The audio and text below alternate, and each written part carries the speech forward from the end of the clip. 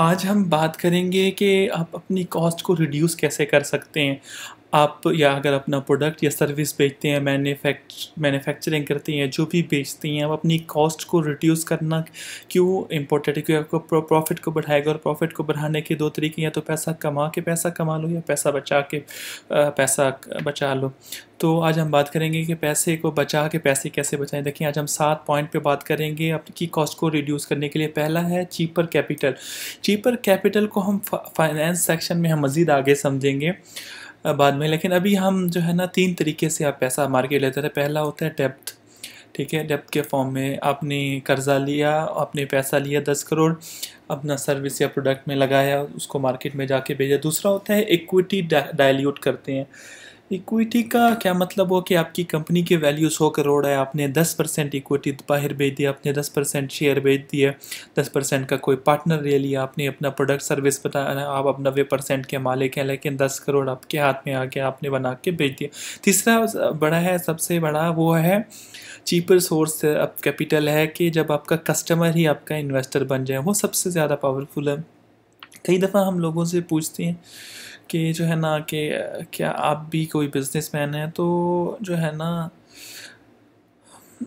उसमें जो है ना कई दफ़े ऐसे कोर्स होते हैं कि आप उससे लॉन्ग टर्म चार्जेस एक ही दफ़ा में ले लेते हैं कि 6 महीने के, तो उसमें फिर आपका कस्टमर ही आपका इन्वेस्टर बन जाता है, तो उससे आपका कैश फ्लो अच्छा बन जाता है, उससे आपका बिज़नेस बड़ा हो सकता है। 3 तरीके बताएं आपको, डेप्थ, एक्विटी और ऑनरशिप। ठीक है, एक और है फ्रेंड्स, फैमिली और फूल्स।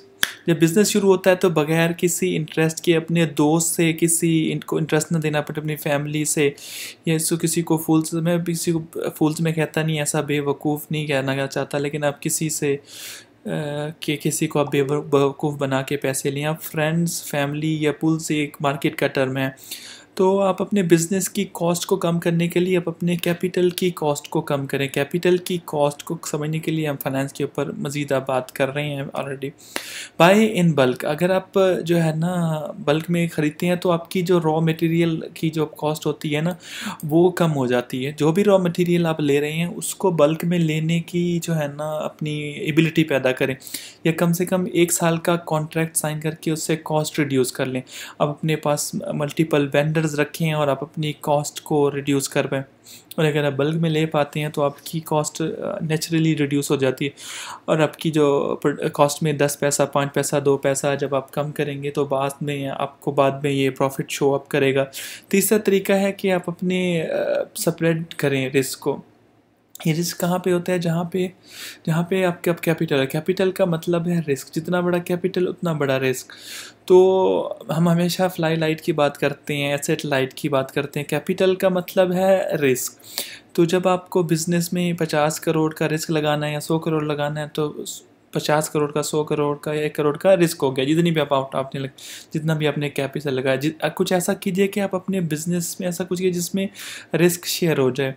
उसमें क्या कोई फ्रेंचाइजी आ सकता है, कुछ ऐसा मॉडल बनाए जिसमें कोई पार्टनर आ सके, कोई डिस्ट्रीब्यूटर आ सकते हैं। क्या उस पर कोई ख़र्चा डाला, या किसी इन्वेस्टर पे या किसी रिटेलर पे या कस्टमर पे कोई ख़र्चा डाल सकते हैं। अगर कैपिटल का ख़र्चा आपका रिस्क शेयर हो गया तो आपका बिज़नेस आसान हो जाएगा। अगर आपका जो इंश्योरेंस का बिज़नेस होता है वो भी ऐसे ही होता है, वो बेसिकली इंश्योरेंस का बिज़नेस भी ऐसा, इसका मतलब री इंश्योरेंस का बिज़नेस होता है।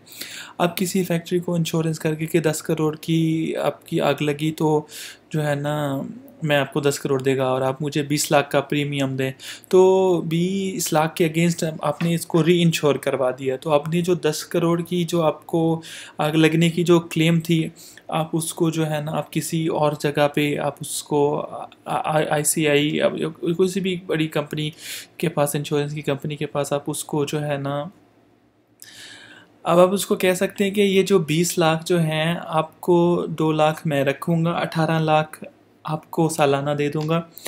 ठीक है, क्योंकि अगर आग लगी फैक्ट्री में तो आपका जो पूरा पैसा होगा वो तुम दोगे। ठीक है, आपने अपनी इंश्योरेंस को री इंश्योर करवा दिया किसी थर्ड पार्टी के पास, या उसके पास शेयर का प्रीमियम कर दें, तो आप उसे कह सकते हैं कि पूरा नहीं करते तो 11 मैं रखता हूँ, 9 तू रखता है, 9 तू रख, आग लगेगी 5 मैं दूंगा, 5 तू देगा। तो वो कहेगा तो 11 तू रखेगा, तो उसे कहेगा कि जो है ना, क्योंकि मैंने पॉलिसी बेची थी, मुझे कस्टमर एक्वायर करने में कॉस्ट आई, अब आग लगेगी तो जो है ना 5 करोड़ तू देगा, 5 मैं दूंगा, और अगर नहीं आग लगेगी तो हम दोनों मिलके खाएंगे। आपने अपने उसको शेयर कर दिया रिस्क को। बहुत सारे तरीके हैं कि कैपिटल आपकी जेब से ना लगे, दूसरे की कैपिटल के साथ आप काम कर सकें, तो उसकी एक कॉस्ट होती है, उसकी भी एक कॉस्ट होती है, इसे कहते हैं हर्डल रेट। इसकी अमूमन 12% इंटरेस्ट जो है ना, इंटरेस्ट को भी मेट कर सकें और दूसरे मार्जिन्स को भी मेंटेन कर सकें, और कस्टमर भी आपसे ख़रीदे। कॉस्ट को रिड्यूस करने के लिए कैपिटल की बात, अब हम बात करेंगे कॉस्ट ऑफ प्रमोशन की।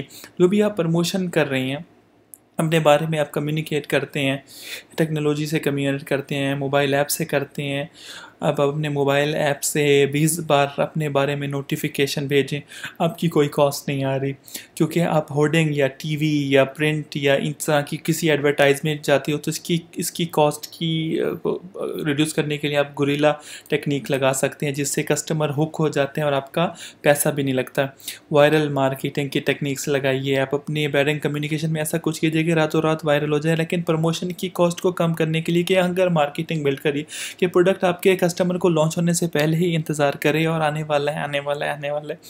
ये it's become a talk of a town, तो मतलब शहर में आपकी चर्चा होने लग जाए। तो आप अपने कस्टमर को कोई ऐसी स्कीम ऑफ़र कर दिए जिससे कस्टमर आपके पास आ जाए। सर्विस से कस्टमर रुकता है, स्कीम से कस्टमर वो इंस्पायर होता है। मतलब अगर आपने रिड्यूस कॉस्ट होगी तो आपका जो टर्नओवर के इम्पैक्ट है वो बहुत हो जाएगा। उसके बाद आता है एफिशिएंट प्रोडक्शन। जो भी आप प्रोडक्टिविटी को कैसे एफिशिएंट बनाएं, उसके बहुत से टूल और फ्रेमवर्क्स हैं जिनके ऊपर हम बात करेंगे। प्रोडक्टिविटी को इतना एफिशिएंट कर दीजिए कि आपकी रिवर की कॉस्ट नहीं आनी चाहिए। अपने यहाँ एक रूल बना दीजिए कि फर्स्ट टाइम राइट।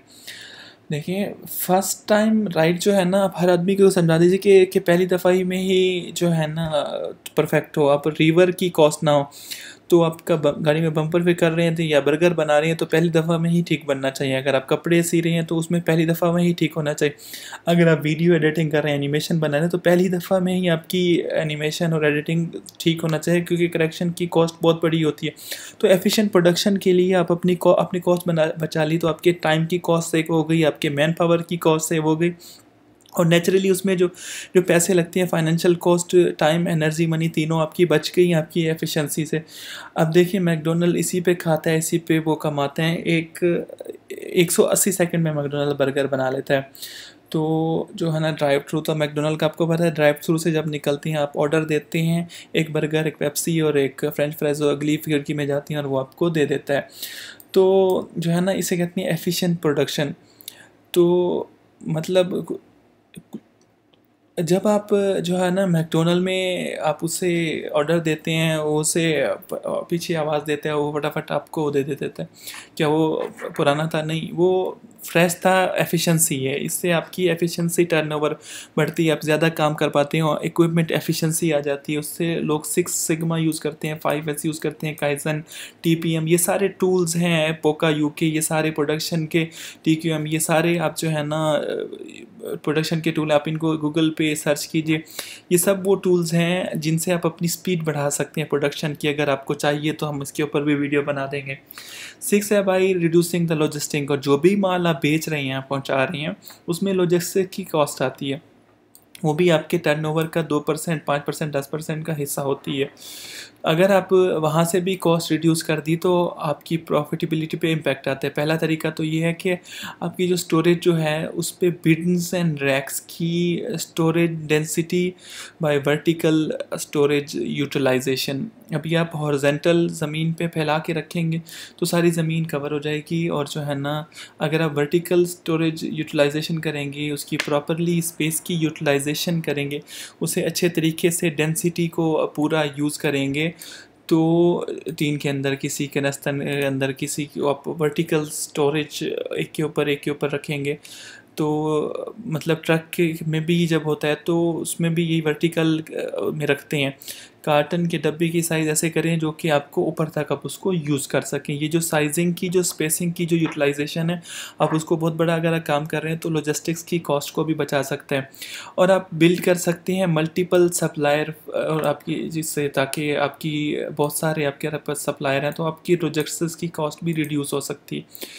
लॉजिस्टिक्स मतलब लॉजिस्टिक्स के सर मतलब जो जिनसे आप किसी भी चीज़ से सामान भेजते हैं, तो कोई भी आपके पास सप्लायर, तो कोई आपके ऊपर ज़ोर नहीं डालेगा, तो आपके लिए आसान हो जाएगा। अगर आपका जो है ना, अगर आपका प्रोडक्ट बहुत अच्छा है तो आप लॉजिस्टिक का अपने कस्टमर पे भी डाल सकते हो।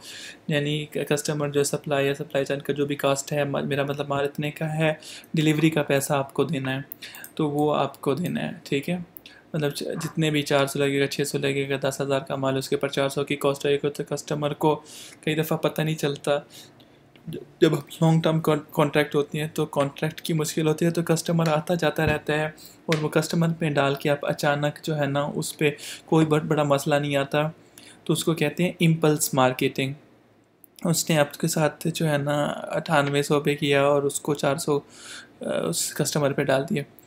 तो आप उसके अलावा एक और चीज़ है, प्रिवेंटिव मेंटेनेंस पे काम करें। ब्रेक डाउन मेंटेनेंस और प्रिवेंटिव मेंटेनेंस, यानी इतना अच्छे से काम कीजिए कि रास्ते में कोई एक्सीडेंट ना हो, उसको पहले से कंट्रोल कर दें, ब्रेक डाउन को पहले से कंट्रोल कर, आप इतना पहले से चलें उससे कोई भी प्रॉब्लम ना आए। कोई अनफोर्सिंग कॉस्ट आती है वो भी रिड्यूस हो जाती है। और लेबर पे भी आप ध्यान दे सकते हैं कि कहीं आपके लेबर की कॉस्ट ऐसी तो नहीं है अनयूटिलाइज है या अंडर यूटिलाइज है। छोटी छोटी ऐसी हैं जो आपकी टोटल कॉस्ट को रिड्यूस करती हैं। उनको आप अलग अलग नंबर डालोगे तो आपको पता चल जाएगा कहाँ पे 20%, 10%, 50% कम हो सकता है। तो अल्टीमेटली पैसा बचा के भी पैसा बचाया जा सकता है। टेक्नोलॉजी ऑटोमेशन बहुत पावरफुल है ये, इससे आपकी जो आपको जो है ना कॉस्ट बहुत कम हो सकती है। देखें, इसके लिए आप जब आप टेक्नोलॉजी को ऑटोमेट करते हैं तो इसमें आपको बहुत बड़े काम में बहुत ज़्यादा लोग नहीं रखने हैं। आप बहुत बड़े काम को कम लोगों से भी मैनेज कर सकती हैं। मतलब अगर आप फ़ोन कॉल्स पे हैं तो उसके ऊपर आप IVR कॉल्स का आपका बिज़नेस है, फ़ोन कॉल्स का, तो आपका कस्टमर रिप्रेजेंटेटिव से जो बात करते हैं आप उसको IVR इम्प्लीमेंट कीजिए उसके ऊपर। उसके लिए आप जो है ना CRM जो है ना रखी है, उससे आपकी ट्रैक जो है ना लीड्स होंगी, उसको रीसेल कर सकते हैं और जो है ना कॉल रिकॉर्ड कर सकते हैं। और आपको लगता है कि टेक्नोलॉजी आपको नहीं आती, तो टेक्नोलॉजी का वेंडर आएगा, आपको टेक्नोलॉजी सिखा के जाएगा। देखें, टेक्नोलॉजी का वेंडर आएगा और आपको टेक्नोलॉजी का आपको सिखा के जाएगा। वेंडर आएगा, वेंडर आपको सिखाएगा, वो आपको बताएगा ये आपका प्रॉब्लम है, ये मैं कैसे सॉल्व करूँ। तो जो है ना बिज़नेस की कोई भी प्रॉब्लम अगर आपने सॉल्व करनी है तो उसको सोचें कि उसको टेक्नोलॉजी से कैसे सॉल्व करें। तो इससे आपकी कॉस्ट बहुत कम आ जाती हैं। जैसे इसके लिए हमने ऑलरेडी हम अपनी चैटबॉट की जो वीडियो है उसमें हमने बात की है। तो आपने ERP जो होता है, ERP इम्प्लीमेंट करें। ERP इम्प्लीमेंट करने से सारी चीज़ें आपकी एक स्क्रीन पे सारा कुछ आ जाता है, एक डैशबोर्ड की सूरत में। कौन सा माल बिकता नहीं है, कौन सा जल्दी बिक जाता है, किसकी कितनी कॉस्ट है, कितना एक्स्ट्रा है, कितनी वेस्टेज है, किसको माल बचाना है, कितना लाना है, कहाँ से लाना है। तो ये सारा कुछ आपको एक ही स्क्रीन पे, एक ही डैशबोर्ड पे दिख जाएगा। तो आप अपने रिटेलर्स को, डिस्ट्रीब्यूटर्स को अपनी टेक्नोलॉजी पे ले आइए। आप अपने फ्रेंचाइजी पार्टनर्स को भी अपनी टेक्नोलॉजी पे ले आ जाइए। अपने कस्टमर्स को भी अपनी टेक्नोलॉजी पे ले अब अपने कस्टमर का मोबाइल नंबर डाल के उसको जो है ना यूनिक आइडेंटिफिकेशन कोड बना के, टेक्नोलॉजी लाने से छोटी छोटी प्रॉब्लम आसानी से सॉल्व हो जाती हैं। आप कहते हैं कि अगर आपको नहीं आती टेक्नोलॉजी तो कोई मसला नहीं है, टेक्नोलॉजी का वेंडर आएगा और टेक्नोलॉजी आपको सिखाएगा जाएगा। ये एक मतलब फार्मूला है समझने के लिए टेक्नोलॉजी के। आपको सीखने की ज़रूरत नहीं है। 4 वेंडर्स आप बुलाएं, आपको अपनी अपनी बात बताएंगे, तो 4 वेंडर से मिलके आपको सारी कहानी समझ आएगी। आप उसको बता सकते हैं कि जो है ना आपके बिज़नेस में टेक्नोलॉजी कैसे डलेगी, और आप एक को बताएं कि उसने मुझे ये बताया था, तुम्हारे में क्या फ़र्क है, दूसरे की बात तीसरे को बताया, तो ऐसे आपको सब कुछ पता चलेगा। तो आपको ये जो है ना 7 पॉइंट हैं जो हमने आज आपसे डिस्कस किए हैं। तो ये 7 तरीके हैं आपके जिनसे आप कॉस्ट रिड्यूस कर सकते हैं, जिसमें चीपर कैपिटल था, बाय इन बल्क था, स्प्रेड योर रिस्क था, कॉस्ट ऑफ प्रमोशन था, efficient production, reducing the logistic cost और टेक्नोलॉजी ऑटोमेशन।